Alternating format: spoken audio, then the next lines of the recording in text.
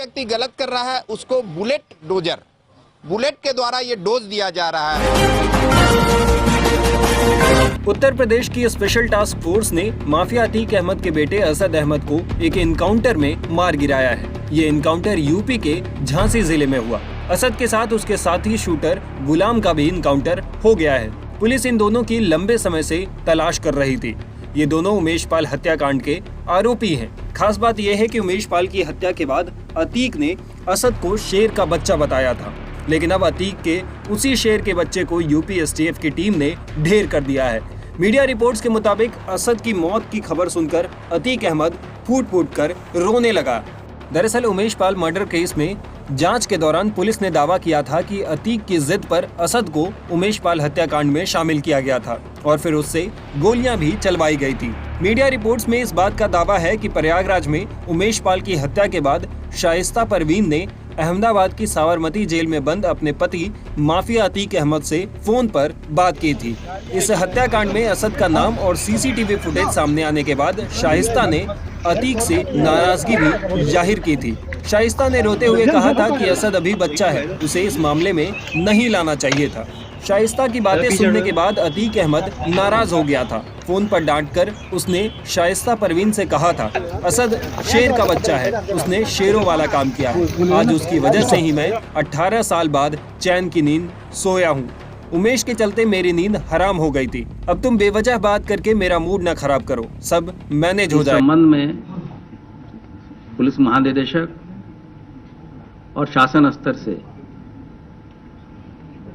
इस मुठभेड़ में शामिल सभी व्यक्तियों को विशेष रूप से धन्यवाद दिया गया है, उनकी प्रशंसा की गई है और ये अपेक्षा की गई है कि इसी तरीके से आगे और भी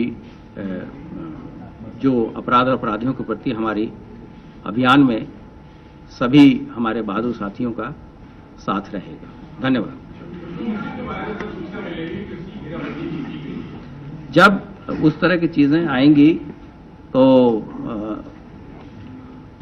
अभी से चीजें पहले से लोग इसको प्रसारित करते रहते हैं। मुझे नहीं लगता कि इसमें अभी कोई सत्यता है, लेकिन अगले क्षण अगर कुछ चीजें हो जाएंगी तो हम आप अवगत कराएंगे।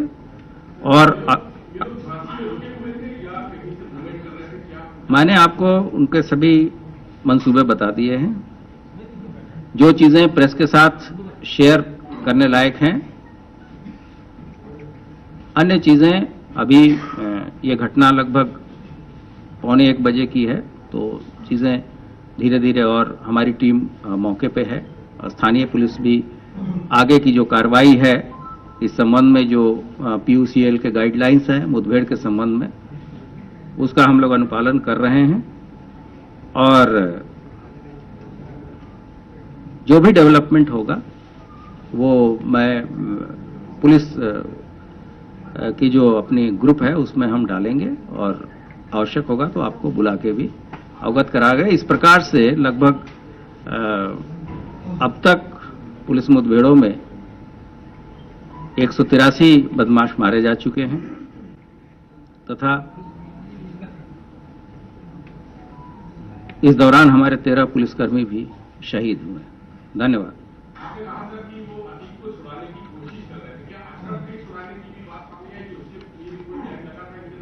मैंने ये नहीं कहा, मैंने कहा कि ऐसी सूचना थी कि इनके ऊपर, इनके कॉन्वॉय पे अटैक करके इनको छुड़ाने का प्रयास किया जा सकता है। तो उन संभावनाओं को देखते हुए हम लोगों ने सभी तरह की प्रिकॉशंस और लिए थे। और क्योंकि जब कोई मूवमेंट इस तरह के अपराधियों का होता है तो पुलिस इस मामले में बहुत ही सजगता बरतती है और लगातार वरिष्ठ अधिकारी इसका अनुश्रवण कंट्रोल रूम के द्वारा किया जाता है। नहीं, जो मैंने बोला मैं फिर से रिपीट कर रहा हूं, इस तरह के सूचनाएं थी कि इनके कॉन्वॉय पे हमला करके पुलिस वालों को ओवर पावर करके या उस अटैक में वो कुछ भी कर सकते थे। ये अपने बदमाश को छुड़ा सकते हैं।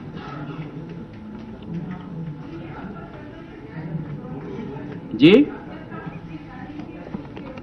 नहीं, ये चीजें तो अभी विवेचना चल रही है और उनके लिए पुलिस कस्टडी रिमांड का प्रयास किया जा रहा है।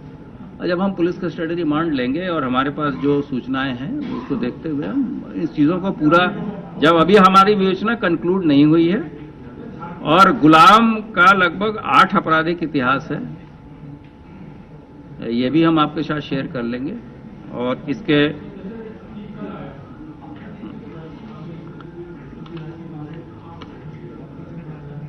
नहीं, ये तो ऑपरेशनल डिटेल की चीजें हैं। अब हमारी तैयारी ऐसी थी कि वो कॉन्वॉय पर अटैक नहीं कर पाए। धन्यवाद।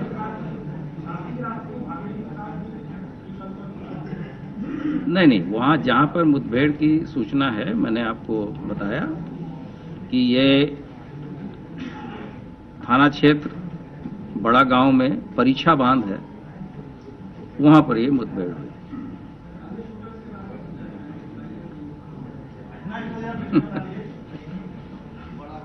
जब आएगी तो सूचना आपको देंगे। जी,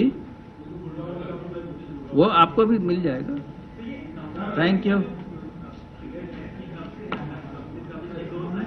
2017 से जो मैंने नहीं, अब उसकी कोई आवश्यकता नहीं है। सभी उत्तर प्रदेश पुलिस के बहादुर जवान थे। बस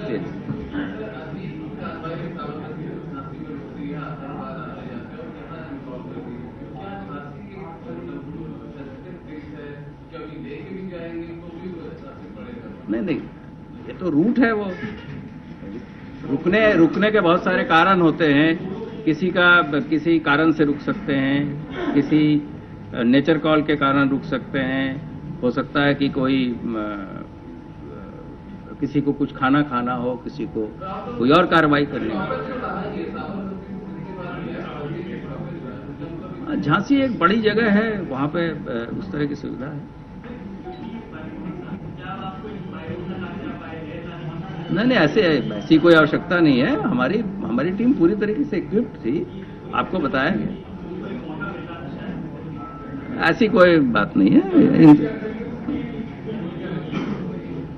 ये तो अभी मैंने कहा कि हमारे लोग वहां अभी FIR दर्ज करा रहे हैं, पोस्टमार्टम होगा, सभी चीजें जो PUCL की गाइडलाइंस है उसके हिसाब से किया जाएगा, फिर आपको हम होगा। धन्यवाद। किसका? नहीं, उनको पर्याप्त सुरक्षा उनके घर वालों को दी गई है, उनके पास पहले से। धन्यवाद। को झांसी में एनकाउंटर में ढेर कर दिया। 5 लाख का इनामी असद अहमद फरवरी से ही फरार चल रहा था। 24 फरवरी 2023 को प्रयागराज में दिन दहाड़े बीच बाजार में असद अहमद ने उमेश पाल को गोलियों से भून दिया। उमेश पाल अपने भाई और पूर्व BSP विधायक राजू पाल हत्याकांड में मुख्य गवाह थे। इस मामले में अतीक अहमद का पूरा परिवार फंसा हुआ है। असद ने राजू पाल हत्याकांड के मुख्य गवाह उमेश पाल को रास्ते से हटाने का जो गुनाह किया था, आज उसका फल उसे खुद मिल गया। असद अब खुद रास्ते से हट गया है। लेकिन आज हम आपको असद अहमद की कुंडली बताने वाले हैं। असद अहमद प्रयागराज के बाहुबली माफिया डॉन अतीक अहमद का लाडला बेटा था। कहा जाता है कि अतीक नहीं चाहता था कि असद जुर्म की काली दुनिया में आए, बल्कि अतीक की इच्छा थी कि असद को वकालत की पढ़ाई करवाई जाए। इसके लिए असद को विदेश भेजने की भी तैयारी की गई थी, लेकिन 12वीं पास करने के बाद असद विदेश नहीं जा पाया। अतीक अहमद के परिवार की काली पृष्ठभूमि असद के लिए मुश्किल बन गई। असद का पासपोर्ट ही जारी नहीं हुआ और फिर वो 12वीं पास कर अपने परिवार के ही साथ रहा। ये भी कहा जाता है कि असद अपने सारे भाइयों में पढ़ाई लिखाई में सबसे अव्वल था। ऐसे में अतीक को यह भी उम्मीद थी कि वो पढ़ाई लिखाई ही करे और जुर्म की दुनिया से दूर ही रहे। लेकिन असद पर अपने ही परिवार का असर हो गया। आखिरकार असद ने भी अपने परिवार के ही कारोबार में अपना करियर बनाया। अतीक अहमद के 5 बेटे थे, उमर, अली, असद, आजम और अबान। अब इनमें से असद इस दुनिया में नहीं है। उमर और अली पहले से ही जेल में बंद हैं। ये दोनों ही अपने पिता की जुर्म की दुनिया में पहले से ही दाखिल थे। गैंग चलाना, उगाही करना, जमीन कब्जा करना और जो भी बाकी के जुर्म थे वो उमर और अली संभालते थे। लेकिन दोनों के जेल जाने के बाद असद ने ही गैंग की जिम्मेदारी संभाली और गैंग चलाया। असद पुलिस की रडार पर पहले कभी नहीं था, लेकिन 24 फरवरी 2023 को उमेश पाल की दिन दहाड़े हत्या करने के बाद असद पुलिस की रडार पर आया और एक ही कांड में 5 लाख का इनामी हो गया। असद ने लखनऊ के एक बड़े नामी स्कूल से इसी साल 12वीं कक्षा पास की थी। अतीक के बेटे असद ने स्कूल से ही गुंडागर्दी भी शुरू कर दी थी। रिपोर्ट्स बताते हैं कि अतीक के 5 बेटे प्रयागराज के प्रतिष्ठित स्कूलों में पढ़ते थे। कुछ साल पहले स्कूल में एक प्रतियोगिता हारने पर असद ने न सिर्फ जीतने वाले सहपाठियों बल्कि बीच बचाव करने वाले अध्यापकों को भी पीट दिया था। अतीक के बाकी बेटे भी कम नहीं थे। कॉलेज में क्रिसमस मेले पर जब भी चलते थे तो उनके पीछे 100-150 लोगों का हुजूम होता था। किसी भी स्टॉल पर मुफ्त में खा लेना, किसी भी झूले पर 1-1.5 घंटे के लिए कब्जा कर लेना ये आम बात थी। असद का एक वीडियो भी वायरल हुआ था। साल 2017 का वो वीडियो था जिसमें वो एक शादी समारोह में खुलेआम फायरिंग करता नजर आया था। उस समय असद नाबालिग था। पीछे से तमाम लोग उसकी सराहना करते हुए चलाओ चलाओ की आवाज लगा रहे थे। उमेश पाल हत्याकांड का मुख्य शूटर असद अहमद महंगी गाड़ियों और फोन का भी शौकीन था। वो विदेशी घड़ियां पहनता था और महंगे फोन इस्तेमाल करता था। रिपोर्ट्स ये भी दावा करती हैं कि छापे के दौरान असद के पास से एप्पल आईफोन मिला था। असद ने फोन ट्रैक होने के डर से अपना फोन लखनऊ वाले फ्लैट में ही छोड़ दिया था। असद के पास स्विट्जरलैंड की ब्रांडेड सेंट्रिक्स घड़ी भी थी। इस घड़ी की कीमत 1 लाख रुपए से ज्यादा की बताई जाती है। रिपोर्ट्स ये भी बताते हैं कि असद अपने चाचा अशरफ का भी चहेता भतीजा था। अशरफ ने ही उसे गोली चलाना, कार रेसिंग और घुड़सवारी में महारत। बता दें कि माफिया अतीक के खिलाफ 100 से ज्यादा मामले दर्ज हैं, लेकिन उसे अब तक सिर्फ एक मामले में सजा हुई है। बताया जाता है कि उसके खिलाफ कोई भी गवाही देने से डरता था, लेकिन उमेश पाल ने हिम्मत जुटाई और वो राजू पाल हत्याकांड में अतीक को सजा दिलवाना चाहते थे। इससे पहले उमेश पाल को किडनैप करके भी उनकी गवाही बदलवा दी गई थी, लेकिन फिर इस मामले में दोबारा सुनवाई शुरू हुई। राजू पाल हत्याकांड में सुनवाई पूरी होने से पहले ही उमेश पाल की हत्या कर दी गई। इस केस में उमेश पाल 17 साल तक पैरवी करते रहे। तब उसी उमेश पाल के मर्डर के बाद माफिया अतीक ने 18 साल बाद चैन की नींद सोने की बात कही थी, लेकिन अब उसकी नींद और चैन योगी सरकार ने पूरी तरह से उड़ा दी है। उमेश पाल अपहरण कांड में पहले तो अतीक को उम्र कैद की सजा मिल गई, फिर उमेश पाल मर्डर केस में उसके बेटे का एनकाउंटर हो गया। अब इसी मामले में यूपी पुलिस अतीक से पूछताछ भी करने वाली है।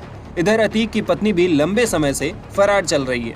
बता दें कि उमेश पाल हत्याकांड में शाइस्ता के खिलाफ भी FIR दर्ज है।